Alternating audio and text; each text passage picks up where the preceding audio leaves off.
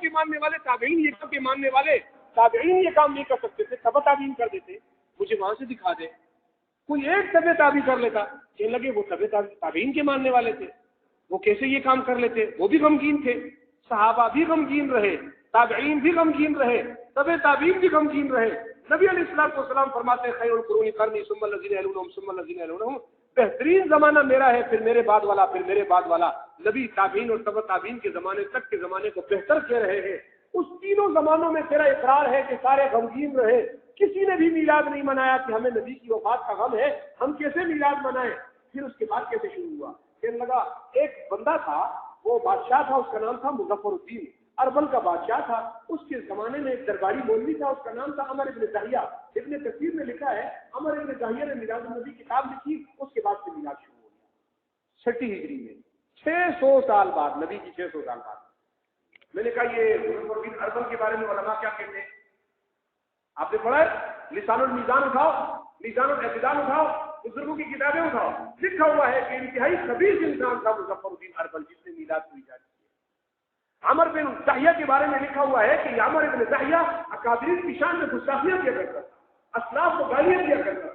ترمذی کی بہت بڑا، یقین کرو میں نے ان کی کتاب دیکھی ہے، میرے پاس کتاب رکھی ہوئی ہے، اس میں عمر بن داہیہ کے نام کے ساتھ القاب لگائے، فضیلت الشیخ، حضرت، محترم، فلاں. وہ محترم کیا تھا؟ اسلاف کو گالیاں دیا کرتا تھا، غلط عقیدے لوگوں میں پھیلاتا تھا. وہ محترم بھی ہو گیا، وہ فلاں صاحب بھی ہو گیا، وہ فلاں صاحب بھی ہو گیا. خدا جانتا ہے ایک میلاد کے ثبوت کے لیے، مروجہ میلاد کے ثبوت کے لیے وہ کتنے ہاتھ پاؤں مارنے پڑے. اسلاف کے گستاخ کو انہوں نے اپنا قائد اور پیشوا قرار دے دیا.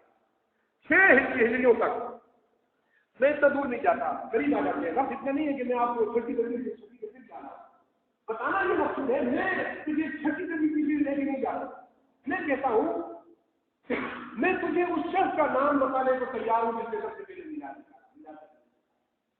کیا. وہ کون ہے؟ میں نے کہا لاہور میں چند سال پہلے وہ مر گیا ہے، اس کا نام تھا نور محمد. سب سے پہلے میلاد کا جلوس کس شخص نے پاکستان میں نکالا؟ یہ احمد رضا خان کی بھی بات کا زمانے کا 5-10 سال پہلے سے. انہوں نے اپنی کتاب میں لکھا ہے کہ پاکستان میں سب سے پہلا میلاد کا جلوس حضرت نے نکالا تھا. میں نے کہا تو پاکستان میں اس سے پہلے کیا کفر پھیلا ہوا تھا؟ یہ پہلا جلوس آ کر اسلام کا نکالا کر کے یہاں اس سے پہلے دکھاؤ. کہتے نہیں اس سے پہلے ہمارے پاس کوئی بندہ نہیں ہے جس نے جلوس نکالا ہو. میں نے کہا چلو احمد رضا خان کی کتاب سے دکھا دو. احمد رضا نے کہا ہو میں جلوس میں جاتا بھی ہوں، جو نہ جائے وہ باقی ہے. مجھے دکھا دو، میں مان جاتا ہوں یہ تیرے مذہب کا بنیادی عقیدہ ہے. یہ تیرے مذہب کی بنیاد بھی نہیں ہے، یہ صرف پبلسٹی کا ذریعہ ہے، صرف پبلسٹی ہے. کیوں؟ لوگوں سے کہتا ہے میلاد کے لیے چندہ جمع کرو، چندہ جمع کرو، تو لوگوں سے پیسے لیتا ہے. پیسے لینے کے بعد تو ان پیسوں سے پینا فلیکس چھاپ کر اتنی بڑی اپنی تصویر لگاتا ہے، اتنا سا نبی کا نام لکھ کر باہر روڈ پہ لگا دیتا ہے. کیا جی جس سے میلاد النبی پوری کائنات کو مبارک ہو، ساتھ اتنی بڑی تیری تصویر لگی ہوئی ہے، یہ تیری اپنی پبلسٹی ہے اور کچھ نہیں ہے. اگر یہ ولادت کا مسئلہ ہوتا تو وہ پینا فلیکس نہ لیتا، تو نبی کی امت جو اس وقت جس کیفیت میں ہے ان کے لیے کچھ سوچتا. ان پیسوں سے تو امت مسلمہ کے لیے کچھ سوچتا کہ اس سے میں ان کے لیے کچھ کروں، ان کی کوئی فکر کروں. لیکن تیرے ذہن میں اس کی فکر نہیں ہے. میں آگے تفصیل بہت کچھ ہے، میں سب کچھ بتاتا. یہاں میں ایک بات جو ہے آپ کے سامنے بتانا چاہتا ہوں کہ ایک بریلوی عالم نے بیان میں کہنے لگا کہ اس نے ایک جملہ بولا. میں آپ کو پھر سے ہاتھ رکھ کے چیلنج کرتا ہوں، آپ میری اس بات کو ذرا غور سے سننا. کیا یہ جملہ کوئی مسلمان کہہ سکتا ہے؟ اس کا بیان ہے میرے پاس موبائل میں موجود ہے، میں نے لکھا ہوا ہے کہ آپ کو یہاں سنا نہیں سکتا مسجد ہے. کہنے لگا حضور کی وفات امت کے لیے غم نہیں ہے. حضور کی وفات کہنے لگا اگر 12 ربیع الاول کو نبی فوت بھی ہوئے تو بھی خیر ہے، پھر بھی میلاد کا جشن مناؤ.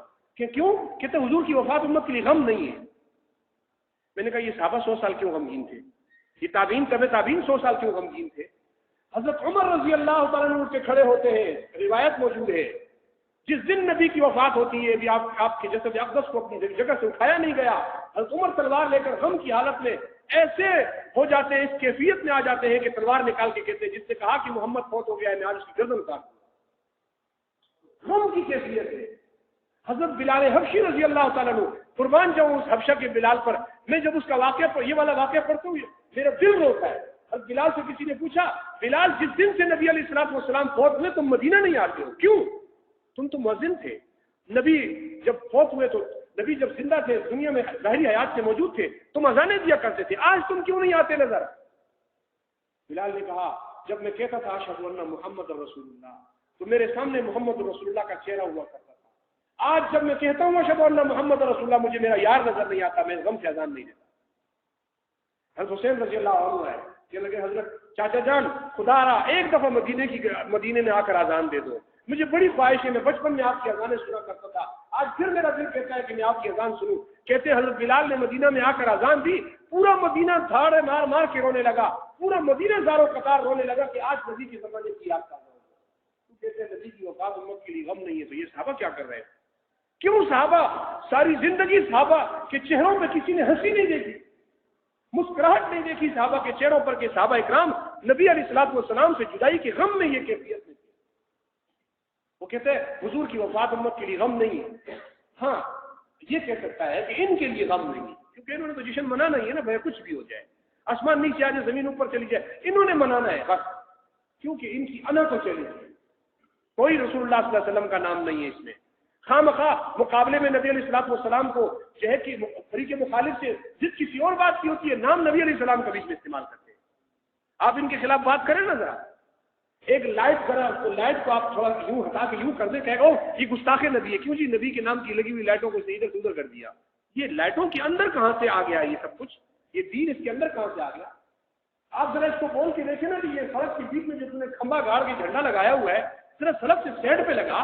نبی علیہ الصلوۃ والسلام نے تو فرمایا کہ سڑک پہ نماز پڑھنے کی اجازت نہیں ہے، کیوں کہ سڑک لوگوں کا راہ گزر ہے، تو نے ایک جھنڈا لگا کر سڑک بند کی ہوئی ہے، تھوڑا سائڈ پہ کر دے گا تو گستاخ رسول ہے، تو ان کا ساتھی لگتا ہے مجھے، وہاں سے آیا ہے. یہ کیسا عشق ہے اور کیسا دین ہے؟ نماز جیسا فرض بین العبد و بین الکفر ترک الصلاۃ، اسلام اور کفر کے درمیان میں فرق نماز ہے، لیکن اس نماز کو نبی علیہ الصلوۃ والسلام نے سڑک پہ پڑھنے کی اجازت نہیں دی. تو جھنڈے گاڑ کے سڑک کے بیچ میں کھڑا ہوا ہے اور کہہ رہا ہے کہ یہ عشق نبی ہے، جو اس کا منکر ہے وہ مسلمان نہیں ہے، میں تیرے ڈنڈے کو ہاتھ اس لیے نہیں لگا سکتا کہ جی میں گستاخ ثابت ہو جاؤں گا. اس بات سے ذرا غور کرو. کہنے لگا حضور کی وفات، آگے کہنے لگا ایک دلیل دیکھے، اس پر دلیل دینے لگا. کہتا ہے کہ اس لیے کہ نبی علیہ الصلوۃ والسلام نے فرمایا میری حیات بھی تمہارے لیے بہتر ہے، میری وفات بھی تمہارے لیے بہتر ہے. کیسے؟ وہ حیات تو بہتر ہے، ظاہر آپ ظاہری حیات میں موجود تھے، آپ وہی کا منبع تھے، مرکز تھے، آپ پر وہی آتی تھی، امت کے لیے رہنمائی ہوتی تھی. وفات کیسے بہتر ہے؟ کہنے لگا جی وفات ایسے بہتر ہے کہ نبی علیہ الصلوۃ والسلام نے فرمایا کہ میرے اوپر قبر میں تمہارے اعمال پیش کیے جائیں گے اور میں ان میں سے دیکھوں گا کون کتنی بار درود پڑھ رہا ہے، کون اور قیامت کی تمہاری شفاعت کروں گا، اسی لیے میری وفات بھی بہتر ہے. اس لیے امت کی نبی کی وفات ہمارے لیے غم کا ذریعہ تو نہیں ہے.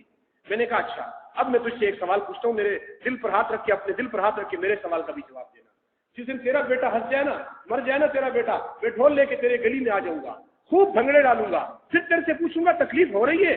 تو کہے گا کہ ہاں تکلیف ہو رہی ہے. میں کہوں گا تیرے بیٹے کی وفات تو ہمارے لیے کوئی غم کا ذریعہ نہیں ہے. تو کہے گا کیوں نہیں ہے؟ میرا بیٹا تو مجھ سے جدا ہو گیا ہے. میں کہوں گا حدیث میں آیا ہے کہ بیٹا جب مر جاتا ہے نابالغی کی عمر میں، ماں باپ کے لیے سفارش کرتا ہے جنت کی. تیرا بیٹا تجھے جنت میں ڈال دے گا، تو مر کیوں رہا ہے؟ تو رو کیوں رہا ہے کہ مجھے کہہ رہا ہے کہ جشن نہیں مناؤ؟ تیرا بیٹا مر کر تجھے جنت میں لے کے جائے گا. اس کی موت تیرے لیے بہتر ہے، اس کی موت تیرے لیے غم کا ذریعہ نہیں ہے، کیونکہ وہ تو تجھے جنت میں لے کے جائے گا. یہ کہے گا یہ کون سی بات ہو گئی ہے؟ وہ مرا ہے تو اس کا یہ مطلب تو نہیں کہ تم جشن منانے شروع ہو جاؤ.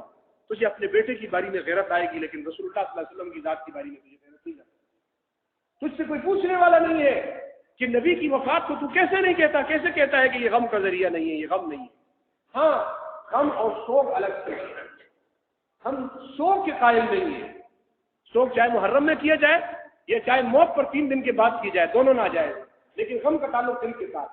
نبی کی وفات کا غم ساری زندگی صحابہ کو رہا، تابعین کو رہا، تبع تابعین کو رہا، اور پوری امت کو یہ غم رہے گا کہ آج ہمارے دل میں یہ حسرت جاگتی نہیں ہے. کاش ہم نبی کے زمانے میں ہوتے، آپ علیہ الصلوۃ والسلام ظاہری حیات میں ہمارے سامنے ہوتے، ہم دیکھ رہے ہوتے. کیا ہمیں یہ غم نہیں ہے؟ تم کیسے کہتے ہو کہ نبی کی وفات کا امت کو غم نہیں ہو سکتا؟ وفات کا غم ہے، لیکن تمہاری عقل پہ میں نے پہلے کہا کہ بدعقیدگی کا پردہ چڑھا ہوا ہے، بدعات کا پردہ چڑھا ہے، تمہیں ہر بات سمجھ میں نہیں آئے گی. پھر کہنے لگا تم کہتے ہو صحابہ کرام غمگین تھے، تو صحابہ کرام نے شادیاں نہیں کی؟ حضرت عمر نے کی، حضرت عثمان نے کی، حضرت علی نے کی، دیگر صحابیوں نے شادیاں کی، تو غم میں شادیاں کہاں سے ہو رہی ہیں؟ میں نے کہا اصل میں یہ پتہ یہ اعتراض کیوں کرتے ہیں؟ اس لیے کہ انہوں نے شادی کا جب تصور ان کے دماغ میں آتا ہے نا، تو ان کے سامنے فوراً وہ تیسری جنس کے لوگ آ جاتے ہیں، وہ سنگل والے، ان کے ذہن میں فوراً وہ آ جاتے ہیں ناچتے ہوئے، ڈھول نظر آنے شروع ہو جاتے ہیں. یہ کہتے ہیں شاید شادی اس چیز کا نام ہے. اس چیز کا نام شادی نہیں ہے، شادی کا نام ہی تم نے ڈالا ہے. یہ تو نکاح ہے، تو یہ نبی کی سنت ہے. مجھے ایک صحابی دکھاؤ جس کے گھر میں شادی وہ ڈھول کے ساتھ ہوئی ہو، جشن کے ساتھ ہوئی ہو. ایک شادی کی جشن نہیں منایا، شادیاں کی جشن نہیں ہوا، گھروں میں شادیاں ہوئی جشن نہیں ہوا. حتیٰ کہ میں ایک واقعہ آپ کے سامنے بتاؤں، روایات میں موجود ہے. رسول اللہ صلی اللہ علیہ وسلم ایک مرتبہ جنگ سے واپس تشریف لا رہے ہیں. حضرت جابر بن عبداللہ رضی اللہ عنہ یا غالباً عبداللہ بن جابر رضی اللہ عنہ وہ ان کے ساتھ ساتھ آ رہے ہیں. تو نبی علیہ الصلوۃ والسلام کا مزاج میں تھوڑا سا مزاح بھی تھا. آپ علیہ الصلوۃ والسلام جابر سے مذاق فرما رہے تھے کہ دیکھا ان کے ہاتھ پہ زرد رنگ ہے. پوچھا جابر یہ کیا ہے؟ میں رسول اللہ میں نے شادی کر لی ہے. میں ہاں شادی کر لی تم نے؟ بتاؤ. صحابی کی شادی ہے، نبی کو پتہ نہیں چلا، شادی ہو گئی. بتا جابر شادی کر لی؟ کیا وہ عورت لڑکی کنواری تھی یا پہلے شادی شدہ؟ یا رسول اللہ وہ پہلے متعلقہ تھی، شادی شدہ تھی، طلاق ہوئی. میں نے اس لیے اس سے شادی کی کہ میری بہنیں چھوٹی چھوٹی ہیں، ماں باپ بہت ہو گئے ہیں، میری بہنوں کی دیکھ بھال بڑی عمر کی عورت کر سکتی ہے، اس لیے میں نے اس سے شادی کی. نبی نے نہیں فرمایا کہ جابر تم نے مجھے کیوں نہیں بلایا. اگر حضرت جابر رضی اللہ عنہ نے جشن منایا ہوتا ساری دنیا کو پتا ہوتا. ہمارے یہاں تو شادی یا اکتوبر 10 نومبر میں ہوتی ہے، یہاں پتہ چل رہا ہوتا ہے کہ وہاں شادی ہے. وہ پورا محلہ سر پہ اٹھایا ہوتا ہے، پورا کراچی سر پہ اٹھایا ہوتا ہے. صحابہ کے زمانے کی شادی یہ جشن نہیں ہوتا تھا، ان کے زمانے کی شادی وہ نکاح ہوتا تھا. اور نکاح سنت تو کہتے ہیں، نبی فرماتے ہیں نکاح میری سنت ہے، نکاح میری سنت ہے. صحابہ نے کبھی جشن کے طور پر شادی کو آپ ثابت کرو میں تیرے ساتھ جشن میں نکلنے کو تیار ہوں. صحابہ نے شادی بھی کی، نکاح بھی کیا، تو صرف نبی کی سنت کی اتباع کرتے ہوئے سنت کو پورا کرنے کے لیے، اس کے علاوہ اور کسی وجہ سے. اس لیے یہ اعتراض بھی بالکل غلط ہے کہ صحابہ اکرام نے شادیوں کی غم میں ہوتے ہوئے کسی آدمی کا بیٹا فوت ہو جائے تو کیا وہ ساری زندگی پھر اپنے آگے کی اولاد کی شادی نہیں کرتا کہ میرے بیٹا فوت ہوا میں شادی نہیں کروں گا؟ یہ اعتراض بھی غلط ہے. بہرحال میں انشاءاللہ وقت ملا تو بیچ میں بھی کسی دن آپ حضرات کے سامنے مزید اس حوالے سے گفتگو کروں گا، چونکہ مسائل بہت زیادہ ہیں اور وقت بہت کم ہے، اور اس کم وقت کے اندر ظاہر ہے کہ سارے دن رات کام کر کے آتے ہیں اور مصروفیات، اور اس کی وجہ سے جو ہے لمبی گفتگو نہیں ہو سکتی. انشاءاللہ وقفے سے میں آپ کے سامنے دیگر گفتگو بھی کروں گا. اللہ رب العزت سے دعا ہے کہ اللہ رب العزت ہمیں اس جو ہے مروجہ انداز میں کیے جانے والی بدعات اور دیگر رسومات اور شرک اور بدعقیدگیوں سے اللہ ہماری حفاظت فرمائے. واخر دعوانا